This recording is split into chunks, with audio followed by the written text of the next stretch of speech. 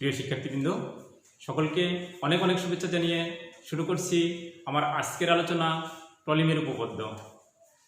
মনে করি A B C D চতুর্ভুজটি বৃত্তে অন্তর্লিখিত। এসি এবং বিডি কোণ প্রমাণ করতে হবে যে এসি ইন্টু বিডি অর্থাৎ কোণ দ্বারা অন্তর্গত আয়তক্ষেত্র সমান ওই চতুর্ভুজের বিপরীত বাহু।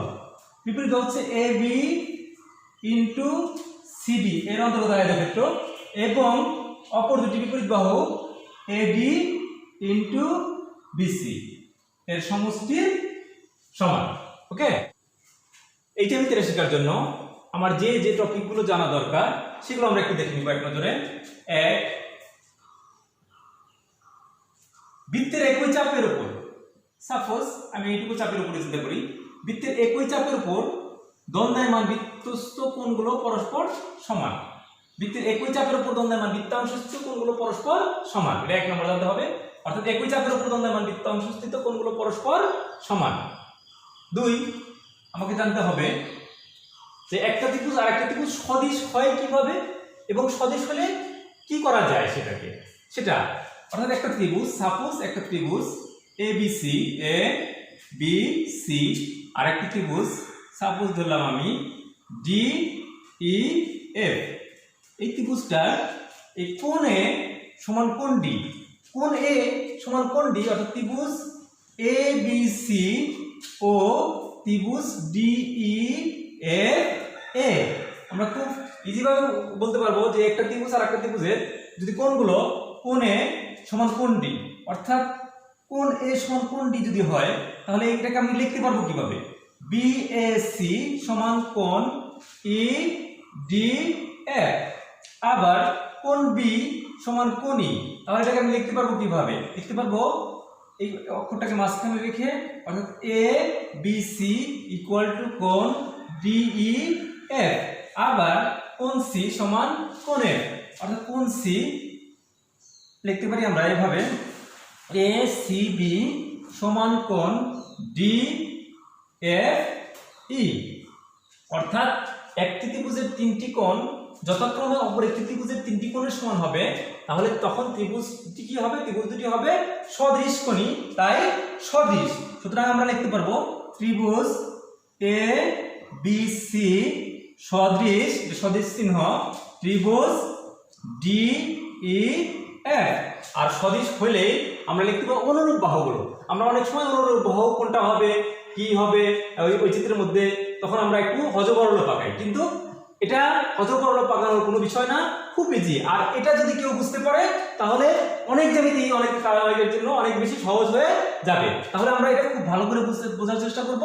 তাহলে অনুরূপ বাহু কিভাবে আমরা পাবো, অনুরূপ বাহু পাবো এই এখানে যে কোণ লিখছি এই কোণটা কেটে দিব, যে বিন্দুতে কোণ হয়েছে এই কোণ সংলগ্ন এই কোণটা কেটে দিলে যে কোণ সমান ওই কোণ কাটা গেলে এই কোণের বিপরীত বাহু এটা, অর্থাৎ বিসি এর অনুরূপ হচ্ছে ই এফ। একইভাবে সমান এখানে এই কোণ আর এই কোণ বাদ দিয়ে লিখবো আমরা, তাহলে এই কোণটা যদি বাদ দিয়ে লিখি তাহলে কি হবে AC divided by D F. একইভাবে এই কোণটা আর এই কোণটা বাদ দিয়ে লিখবো, তাহলে আমাদের অনুরূপ বাহু খুঁজতে আর কোনো প্রবলেম হবে না। অর্থাৎ এ বি ডিভাইডেড বাই আমরা লিখতে পারবো ডি ই। ওকে, তাহলে একটা ত্রিভুজ আর একটা ত্রিভুজ যদি সদৃশ হয় তাহলে অনুরূপ বাহুগুলো অনুপাত সমান হয়, অনুরূপ বাহুগুলোর অনুপাত সমান হয়। এইটা যদি বুঝতে পারি তাহলে এই জ্যামিতিটা আমার জন্য অনেক বেশি ইজি হয়ে যাবে। তাহলে দেখি আমরা এই জ্যামিতিটা এখন কিভাবে করব। ওকে,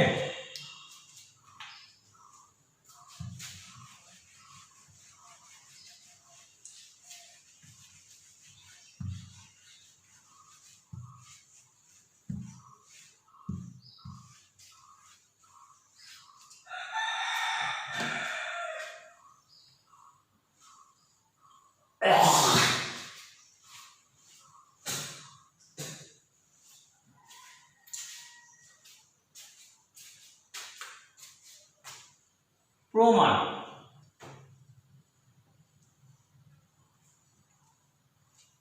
এই প্রমাণ করার জন্য আমরা একটা কাজ করব। আমরা যখন চিত্র আর্ট করছি তখনই একটা কাজ করছি, এই এ বি সি ডি চতুর্ভুজ আঁক করছি বৃত্ত অন্তর্লিখিত। এই বিসি বাহু আর সিডি বাহু, বিসি বাহুটা সিডি বাহুর চেয়ে ছোট নিছি। এর জন্য আমার এখানে যে কোণটা হয়েছে এই কোণটা ছোট হয়েছে, এই কোণটা বড় হয়েছে, অর্থাৎ কোণ B A C D A C এর চেয়ে ছোট বিবেচনা করছি, ছোট হয়েছে, ছোট ধরে নিচ্ছি আমরা চিত্র আঁক করার সময়। এটি কিন্তু টেকনিক্যালি আমাকে অবলম্বন করতে হবে। এখন এই কোণের সমান করে, অর্থাৎ বি এ সি এর সমান করে ডি এ পি অঙ্কন করবো, অর্থাৎ ডি এ রেখার সাথে ডি এ পি আঁকি, ডি এ পি আঁকি, তা বি ডি কে পি বিন্দুতে সেট করে। এখন তাহলে আমরা এই কোণটা আর এই কোণটা সমান নিচ্ছি, সেটা প্রমাণে আমরা একটু লিখে ফেলবো যে প্রমাণ কোণ কি নিচ্ছি আমরা, কোণ B A C equal to কোণ কি নিচ্ছি আমরা, কোণ নিচ্ছি ডি এ পি অঙ্কন অনুসারে ডি এ পি। ওকে, এইবার একটা কাজ করব, এই দুইটা কোণ সমান নিচ্ছি আমরা, এই কোণ আর এই কোণ সমান নিচ্ছি। এখন এই দুইটা কোণের মাঝখানে একটা কোণ আছে, এই কোণটা আমি উভয় পক্ষে যোগ করব। যদি উভয় পক্ষে যোগ করি তাহলে কি হয়, বি এ সি প্লাস কোণ আমি কোণ করব, যোগ করব C A P, C A P, এই কোণের এই পাশে যোগ করছি, আবার এই কোণে যোগ করব আমরা ডি এ পি প্লাস কোণ সি এ পি।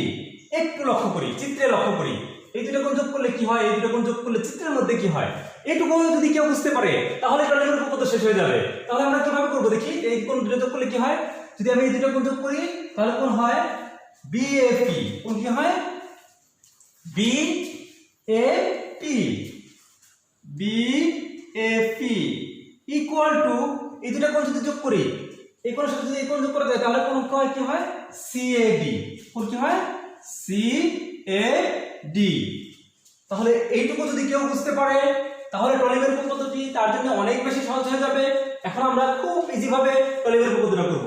এখন আমি একটা কাজ করছি, এই কোণটা সমান ধরে নিছি অঙ্কন অনুসারে, আর এইটা টেকনিক্যালি আমরা উভয় পক্ষে এটা যোগ করে এটা বের করছি। এখন আমি এখান থেকে দুটি চারটি ত্রিভুজকে সদিশ প্রমাণ করব। এজন্য এখানে তো এই কোণ আর এই কোণ সমান, তাহলে এই ত্রিভুজ আর এই ত্রিভুজ, মানে এই তিনটি বিন্দু দিয়ে যে ত্রিভুজ হয়েছে, এই তিনটা বিন্দু দিয়ে যে ত্রিভুজটা হয়েছে সেই ত্রিভুজটা নিব আগে, তারপরে নেক্সট পরবর্তীতে আমি এই ত্রিভুজটা নিব। এটা দিয়ে বুঝতে পারবে, এইটুকু ধারণা যার মধ্যে থাকতে পারবে সে খুব ইজি ভাবে এটা পারবে। তাহলে আমি এই ত্রিভুজটা নিই, তাহলে ত্রিভুজ বি এ পি ও ত্রিভুজ সি এ ডি এ, আমরা এই ত্রিভুজ আর এই ত্রিভুজ তুলনা করতেছি। তাহলে যদি এটা তুলনা করি তাহলে কি হবে, এখানে যে কোণটা দেওয়া আছে কোণ B A P equal to কোণ সি এ ডি, এটা আমরা দেখে দেখে লিখলাম।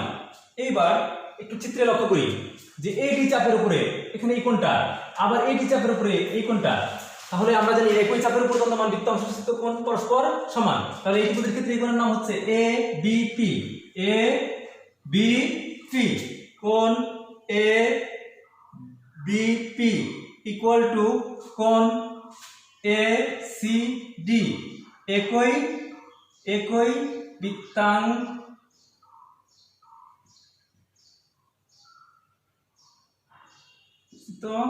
কোণ। ওকে, আচ্ছা এইবার আমরা অবশিষ্ট কোণ, তাহলে এই ত্রিভুজের অবশিষ্ট কোণ হচ্ছে এটা লিখতে পারি কিভাবে আমরা এ অবশিষ্ট কোণ, অবশিষ্ট কথাটা লিখি অবশিষ্ট কোণ A P B equal to অবশিষ্ট কোণ কোণ লিখতে পারি আমরা এডিসি, এডিসি। ওকে, আমরা খুব এনজয় করে লিখবো এবার যে আমরা জানি একটা ত্রিভুজ আর একটা ত্রিভুজ সদিশ কিভাবে হয়, একটা ত্রিভুজের তিনটি কোণ যতক্রমে অপর ত্রিভুজের তিনটি কোণের সমান হয়। এখানে আমরা দেখতে পাচ্ছি একটা ত্রিভুজের তিনটি কোণ যতক্রমে অপর একটা ত্রিভুজের তিনটি কোণের সমান হচ্ছে। সুতরাং আমরা লিখতে পারবো ত্রিভুজ, এটা দেখে দেখে লিখবো ত্রিভুজ বি এ পি সদৃশ ত্রিভুজ সি এ ডি।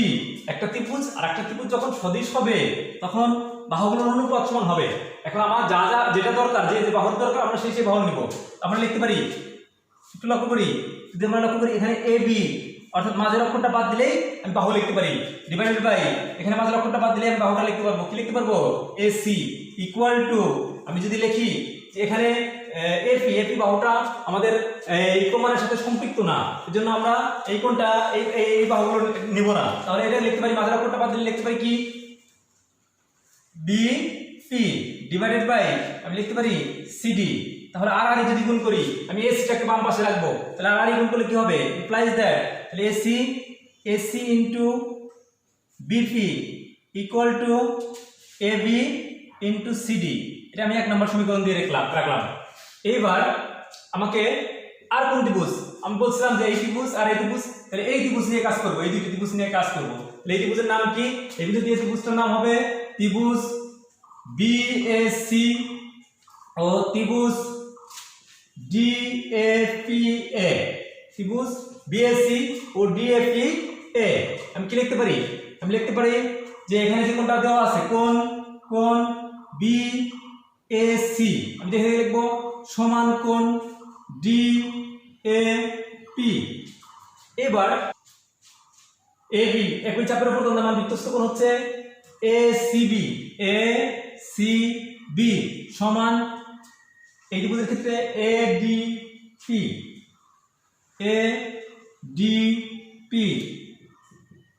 একই বৃত্তাংশস্থিত কোণ। ওকে, এইবার আমরা অপর কোণটা লিখবো। তাহলে এই ত্রিভুজের ক্ষেত্রে অপর কোণটা বাকি রয়েছে কোথায়, অপর কোণটা রয়েছে এই ত্রিভুজের এই কোণে রয়েছে এখানে অপর কোণ অবশিষ্ট কোণ রয়েছে এবিসি ইকুয়াল টু এখানে অবশিষ্ট কোণ রয়েছে এপিডি, অবশিষ্ট কোণ এপিডি।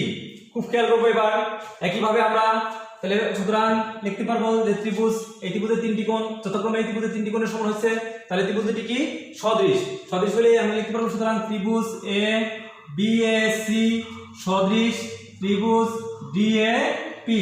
সদৃশ হলেই আমরা বাহুগুলোর অনুপাত সমান লিখতে পারবো। তাহলে আমরা বাহুগুলোর অনুপাত কিভাবে লিখবো, আমরা বলছিলাম মাঝের অক্ষরটা বাহু বাদ দিয়ে লিখবো। তাহলে লিখবো সুতরাং আমরা লিখতে পারি এসি ডিভাইডেড বাই মাঝের অক্ষর বাদ দিলে এখানে থাকে এডি।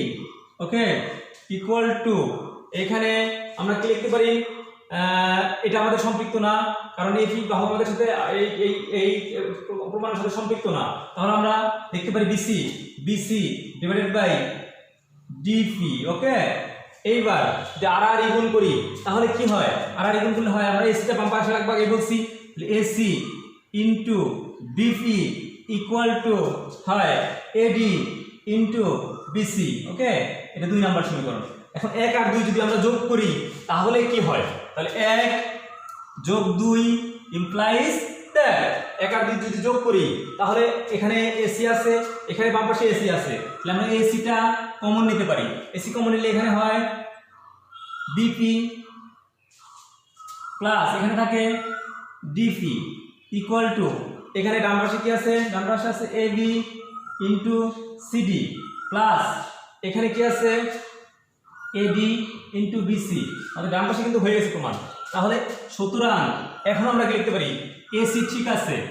এইবার এফপি বিপি আর ডিপি, এটা যদি এফ বিপি আর ডিপি চিত্রের মধ্যে যদি যোগ করি তাহলে কি হয়, BD equal to AB into CD plus AD into BC. এটা আমাদের প্রমাণিত। আমরা একটি কথা বলবো, এই জ্যামিতিটা আমাদের সকলের কাছে অনেক বেশি কঠিন একটা জ্যামিতি।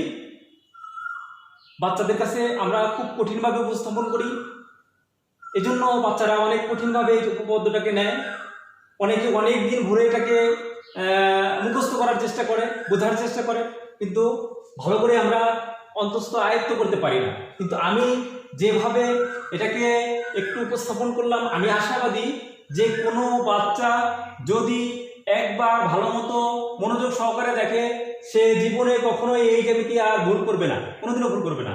ধন্যবাদ সকলকে, আসসালামু আলাইকুম।